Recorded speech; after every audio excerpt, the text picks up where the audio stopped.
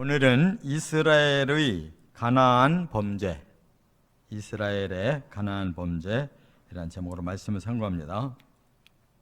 이제 이스라엘 백성들이 출애굽을 해서 광야를 거쳐서 가나안 땅으로 들어갔습니다.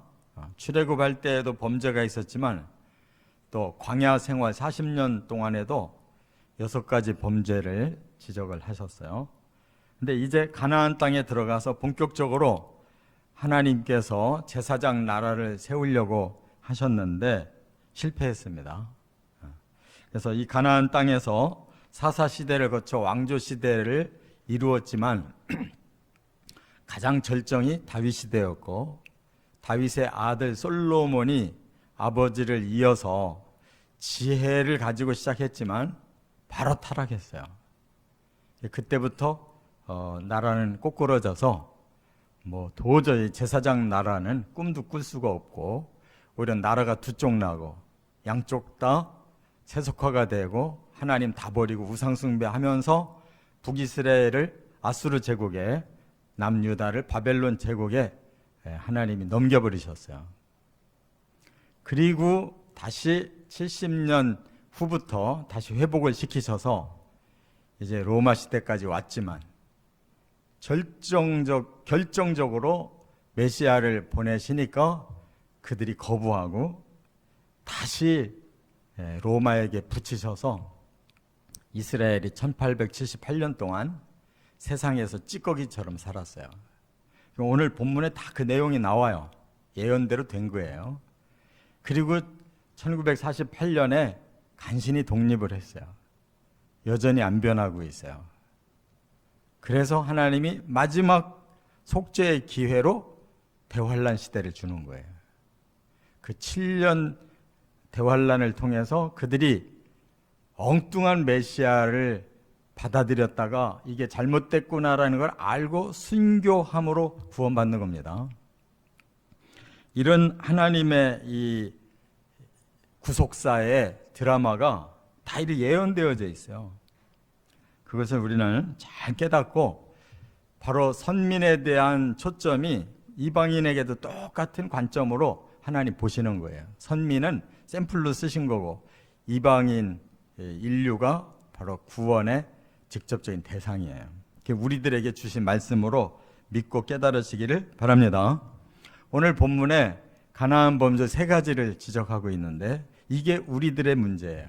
이 3가지가. 첫째, 34절에 보면 가나안 이방인들을 심판하지 아니한 죄.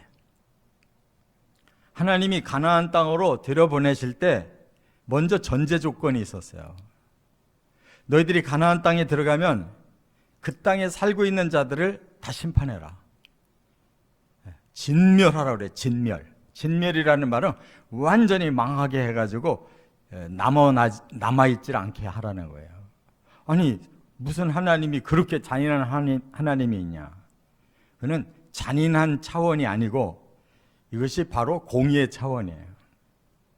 그렇기 때문에 이걸 깨닫지 못하면 완전히 죄에 다 빠지는 겁니다. 한국교회가 지금 140년 이제 가까이 돼가는데 하나님께서 이 짧은 역사 속에 한국교회를 이 정도 허락하신 거 마치 가나안 땅 들어간 것과 똑같아요. 그런데 하나님 목적이 있는 거예요. 잘못된 기존의 모든 사상과 삶을 확 변화시키라는 거예요. 그렇지 않으면 전부 다 썩어버리는 거예요. 지금 곧짝이 났어요. 자, 여기 34절 이렇게 말씀합니다. 그들은 여호와께서 멸하라고 말씀하신 그 이방 민족들을 멸하지 아니하고, 이렇게 말씀했어요. 멸하라고 말씀했어요.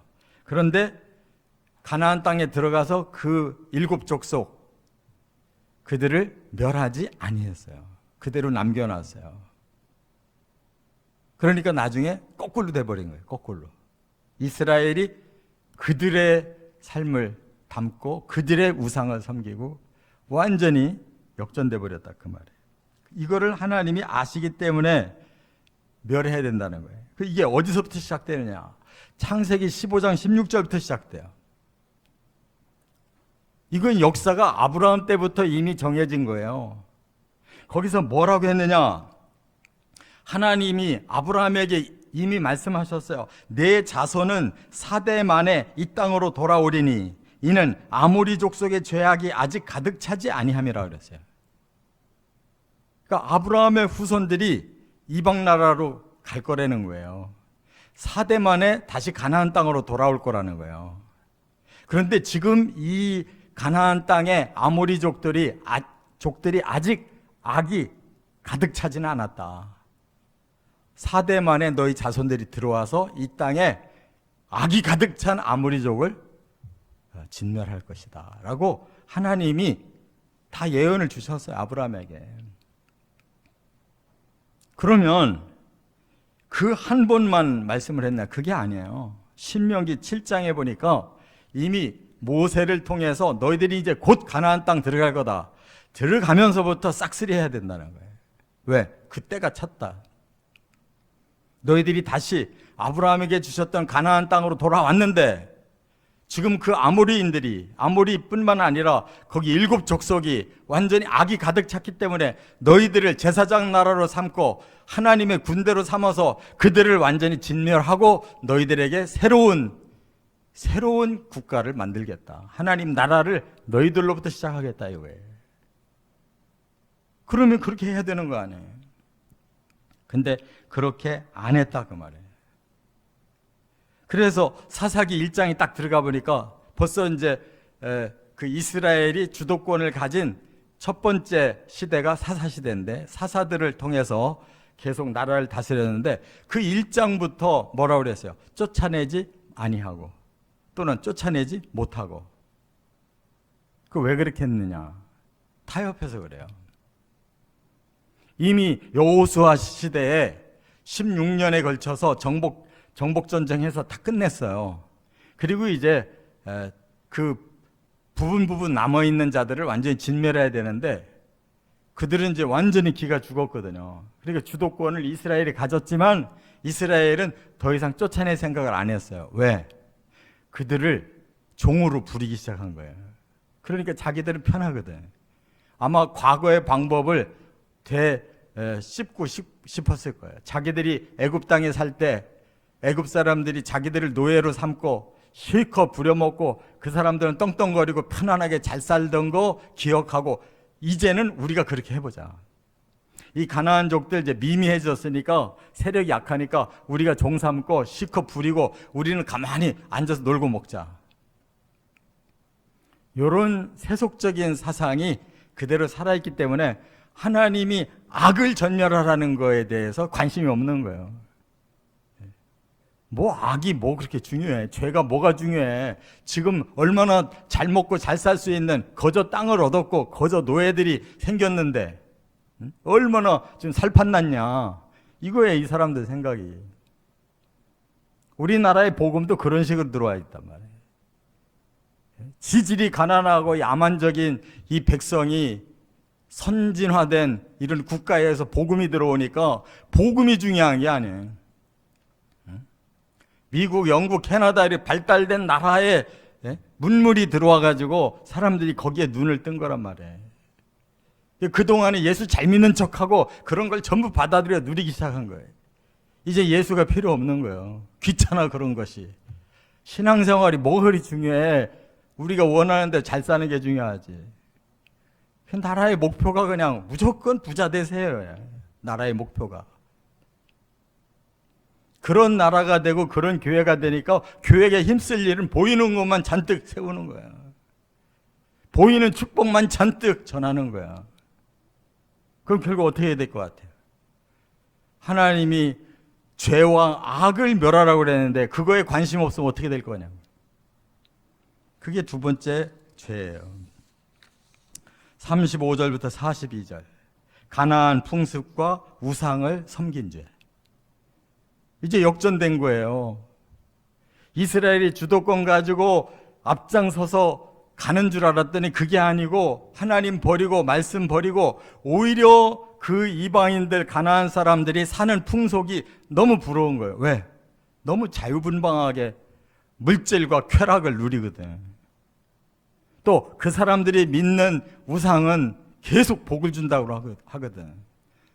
자손도 번성하고 물질도 번영하고 세속적으로 점점 강대국이 되고 이 사람들 눈에 그것이 보이는 거란 말이에요.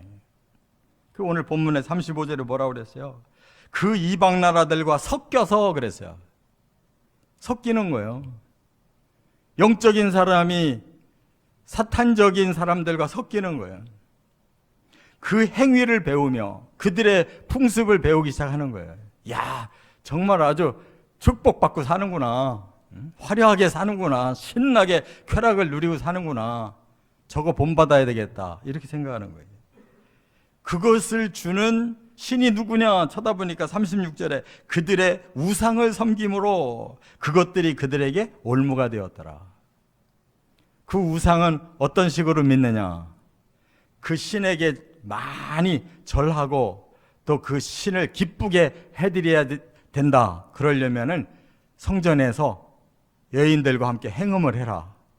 그걸 축복하고 그 다음에 자손들이 번성하고 그 다음에 그 자손들이 더 번영하고 사는 방법이 바로 그거야. 이렇게 가르쳐준단 말이에요.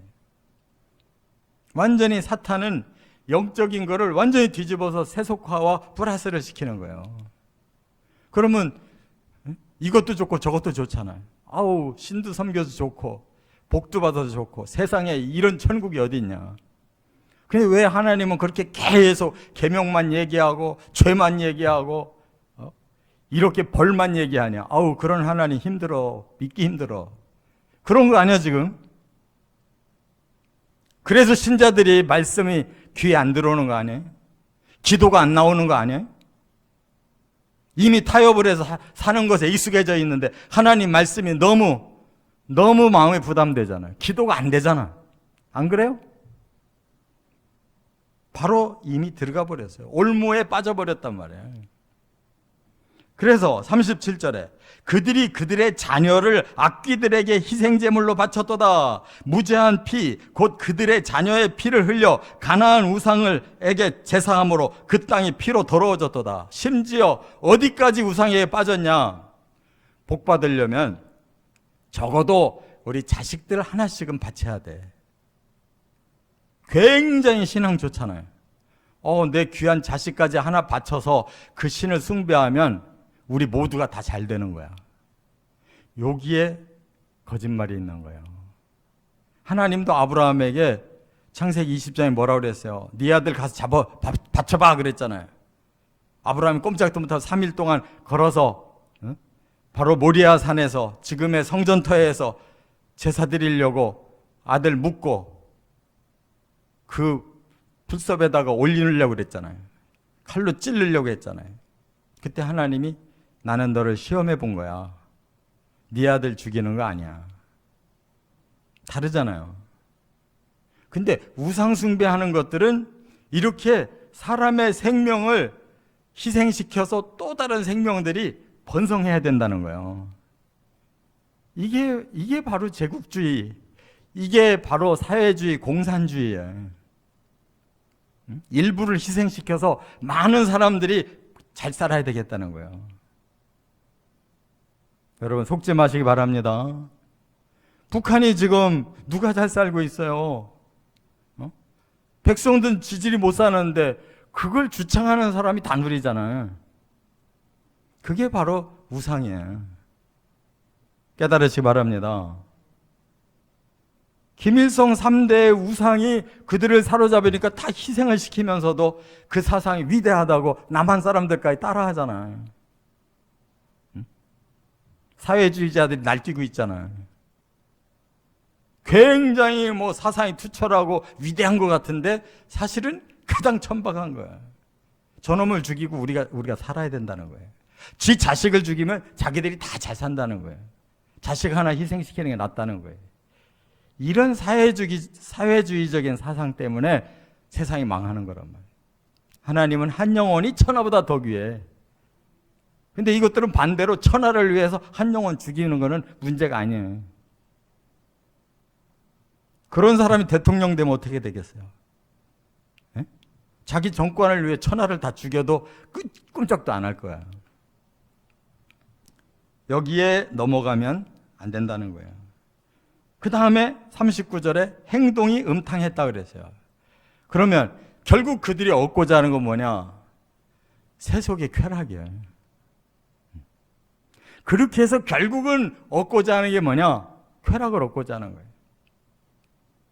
이 물질 문명의 끝은 욕망이에요, 욕망. 미국 사회 보세요, 지금. 전부 마약으로 비틀거리고 살고. 나를 위해서 그냥 아무나 싹 갈겨도 내 욕구를 위해서 다 가능하고. 그게 세속화의 끝장이에요, 끝장. 길거리에 그냥 마약 먹은 놈들이 막 수두룩하게 비실비실 거리고 돌아다닌대잖아요. 그 하나님 믿는 나라예요, 그게. 지금 이 나라도 그렇게 돼가고 있는데. 강남에 지금 마약이 얼마나 횡행하는지 모른다는데. 이 도대체 왜 예수 믿는지를 몰라요, 지금. 바로 그 죄악을 우리가 멸하고 새로운 거룩하고 의롭고 선한 나라를 만들려고 하는 게 예수 믿는 거예요. 할렐루야. 근데 왜 예수 믿으면 그렇게 더 불의하고 더 악하고 왜 더 더러워지냐 말이에요. 잘못 믿는 거예요. 예수를 우상으로 만들으니까 그렇게 되는 거란 말이에요. 예수는 자신이 희생해서 남을 다 살렸는데 이 세상 구조는 그게 아니에요. 예수 한 사람이 죽어서 우리가 다 잘 사는 거야. 이렇게 사회주의로 바꿔놨다니까.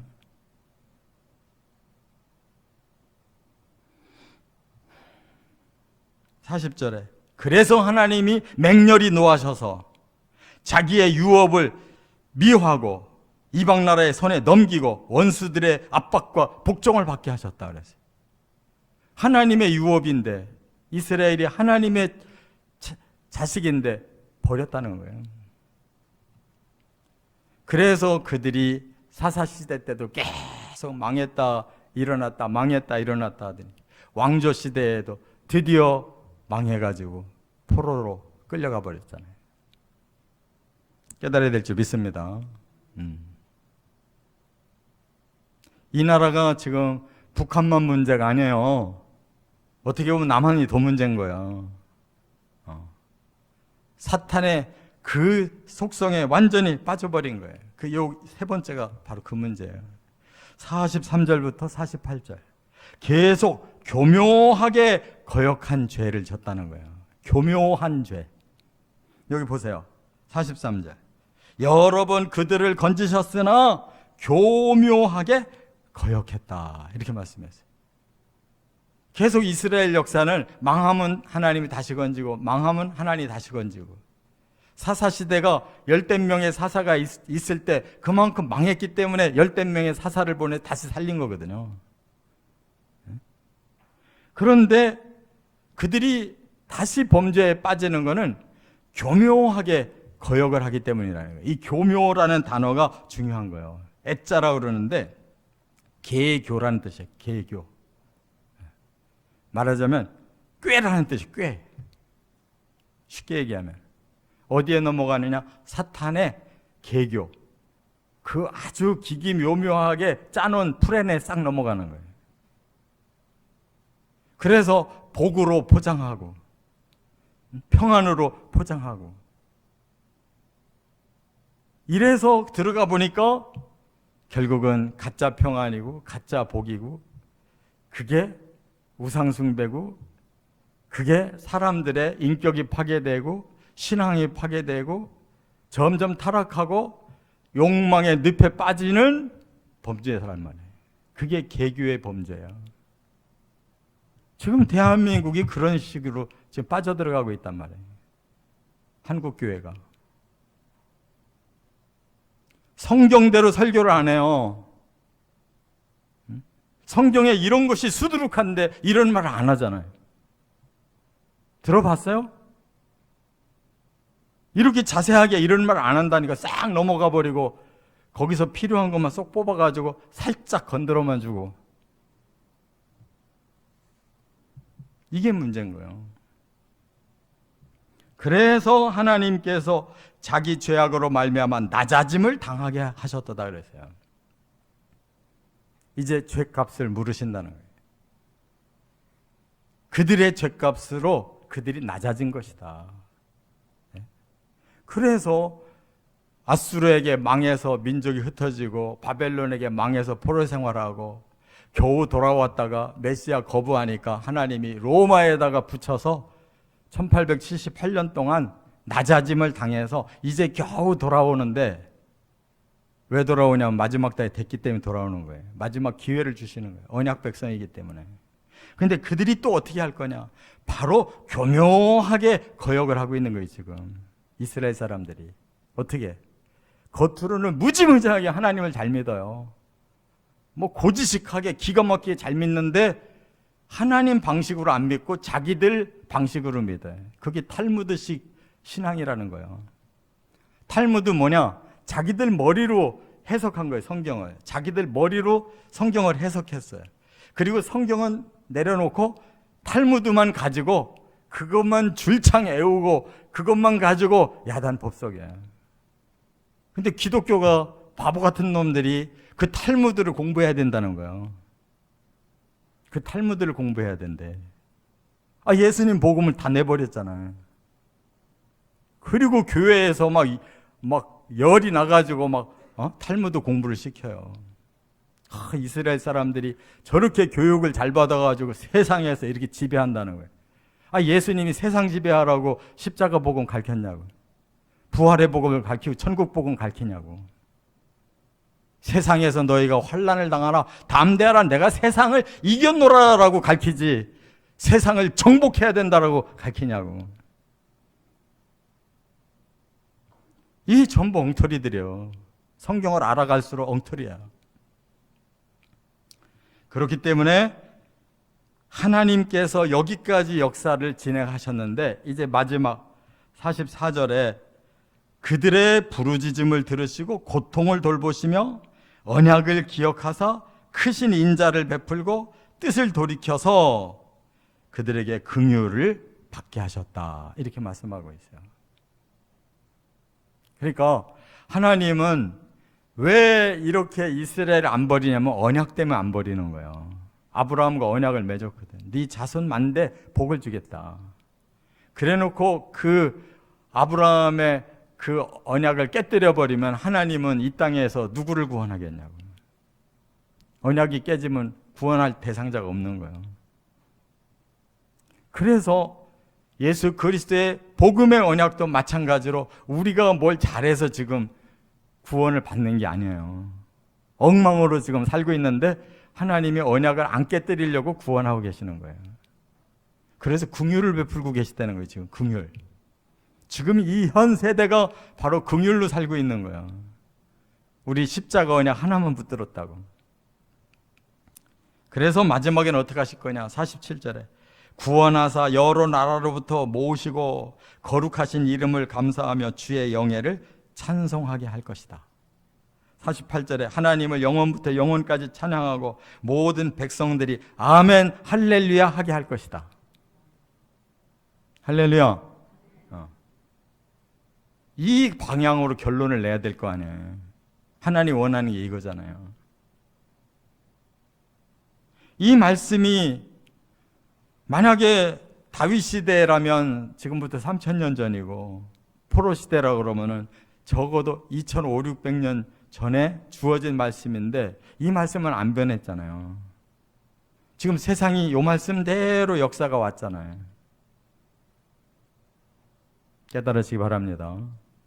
하나님 말씀을 가볍게 여기고 지 멋대로 하려고 하는 자들은 결국 말씀에서 벗어나고 끝이 말씀과 정반대로 가는 거예요. 하나님 말씀을 가감없이 받으시고 순종하는 축복을 받으시기를 주의 이름으로 축원합니다.